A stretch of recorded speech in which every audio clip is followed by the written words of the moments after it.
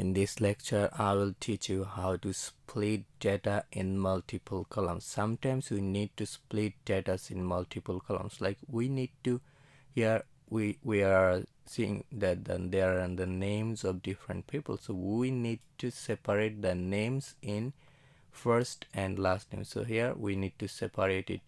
Sometimes surname and first name to divide this options. So here we will select these names and then we'll go to the data menu, and then you can see that there is option called text to column. So you click here, so you can see that the delimited, sorry.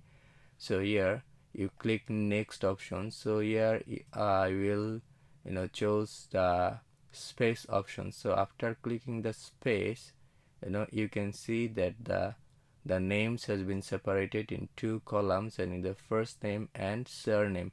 So here we'll click next, and then we can see that the general, and it's a detailed preview. To check it again, so just click here finish, and you can see that the names has been separated in two columns. So here we can see that the first name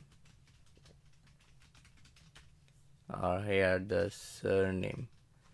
So by clicking from different options, you can divide the data in different columns, so that you can take decisions, or you can separate it for your own purpose.